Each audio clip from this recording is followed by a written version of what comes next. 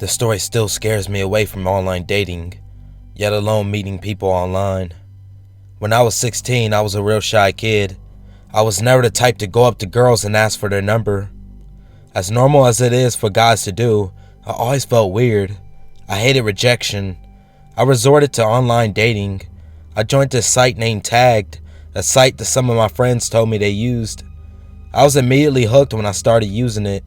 It reminded me a lot about MySpace since the layout was almost the same, just changed to a dating site. I made my profile and uploaded only the best pics of me. However, my first night on Tagged, I didn't get not one reply. I figured I was probably just ugly, or maybe girls didn't want to talk to me because I was only 16. Who the hell would want to date someone this young anyways if they had such a wide range of guys to choose from? Older guys who could buy them drinks and stuff. I figured most females my age would lie anyways. I changed my age to 21 and put up better pictures of myself, even shirtless photos. Out of nowhere, I got this message from this hot chick. Her name was Serena H. I couldn't even see her last name. She was some hot white chick with this incredible smile, with the whitest teeth you could ever seen. Her message said, "Hey, you're pretty hot. We should talk." I was stoked. She was 20 years old and looked like she could have been a Playboy model. I wasn't good at talking to girls, so I asked my brother for advice. Usually my brother was an asshole when it came to talking to women, so he just told me to tell her I want to fuck. I immediately ran to the smarter thing in my life, Google.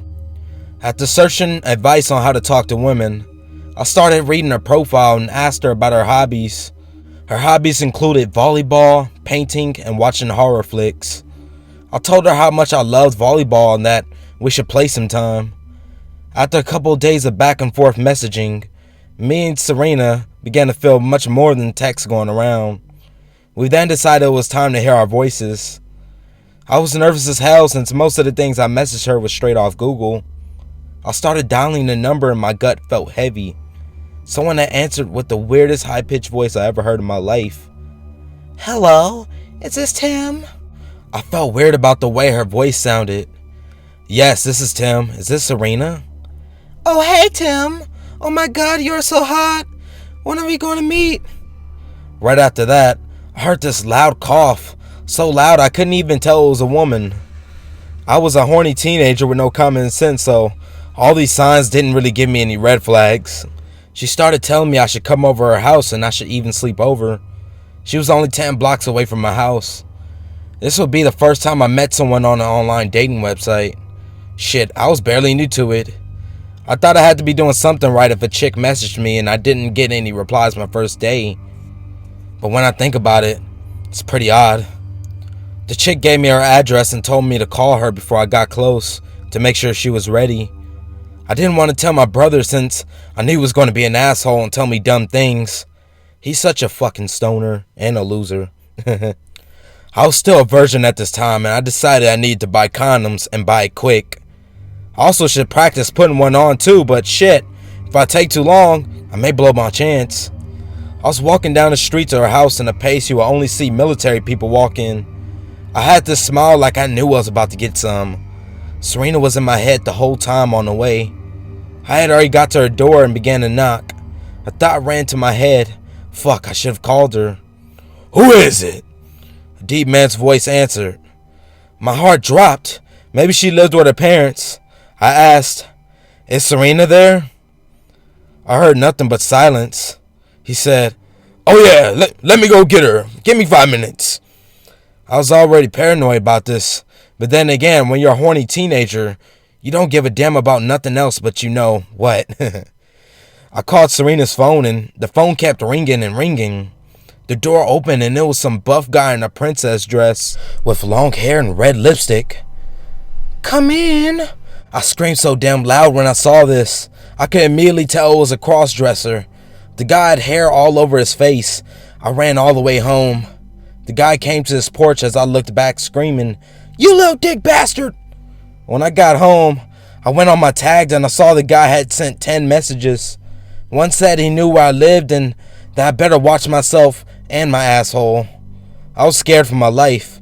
Until this day, I haven't seen this guy or Serena since.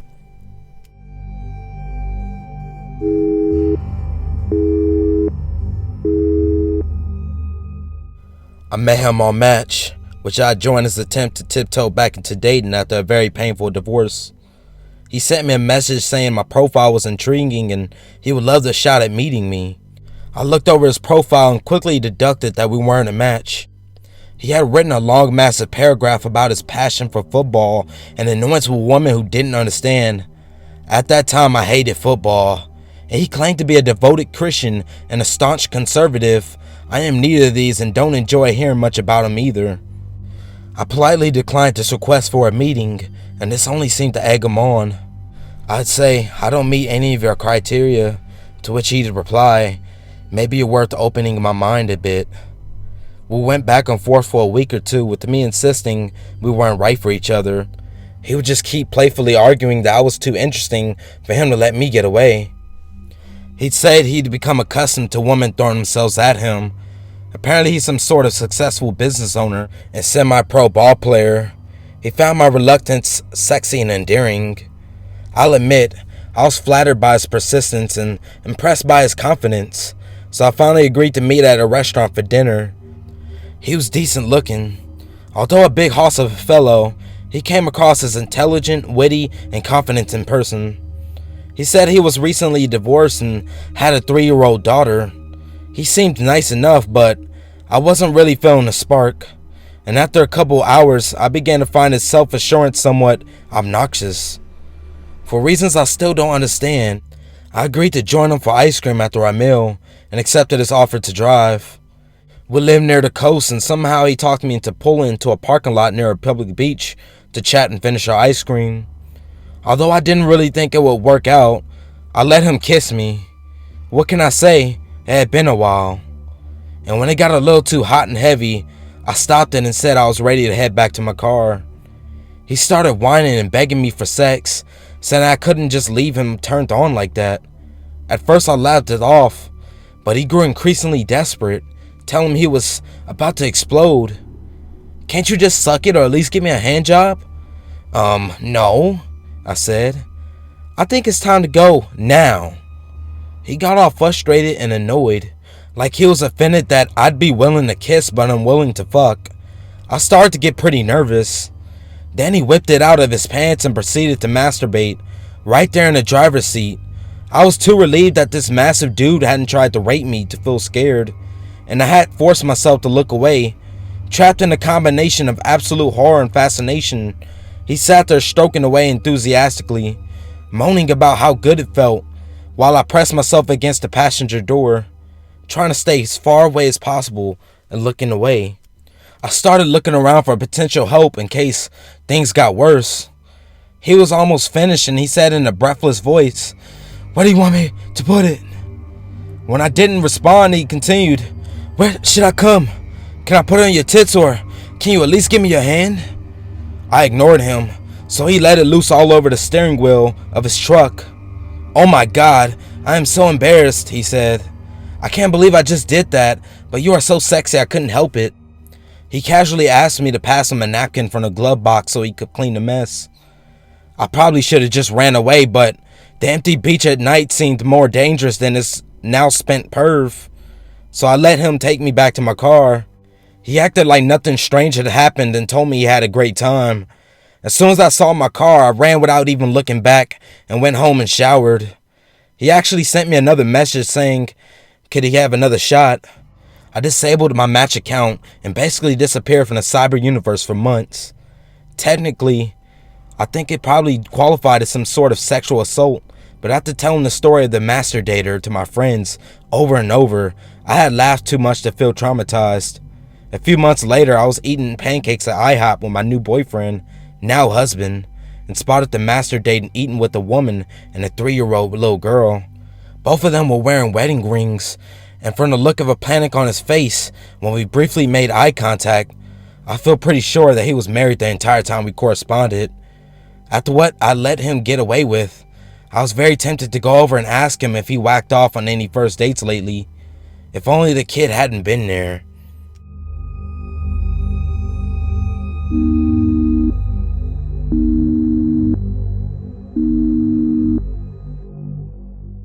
Before I tell my story, let me give you a brief introduction about me. I am a divorced woman with no kids and trying to lead a normal life working as a techie like many people here and have a few good friends to hang out with. My life is not all that easy and there are many rough times I go through, but yes, I try to keep my head up and keep selling. I wish I would find a man that I like and that likes me and I could settle down someday. It's not easy living alone. I have my profile on a few matrimonial sites, and one site is bahatmatrimony.com. One day in September, I received an email from a man living in New York. His profile read he was a doctor, divorced with no kids, and he was a year older than me. This is what he had written to me in his initial email. His profile read as follows: "It has been over 5 years since I have been divorced after a short marriage that was arranged. Since then, I have grown and learnt from life, and now again quite ready to take this part of my life and want to settle down. This time I'm sure I want to make it work for a lifetime. My family is in India, where I was brought up. I have been in the US for 11 years now, and now I'm neutralized. As a cardiologist in practice, there's not too much free time available to me. However, I make the most of what I have from traveling and enjoying New York City. I would be interested in meeting and getting to know a mature Indian woman that would not mind moving to the New York, New Jersey area." His name on the profile was Sunil.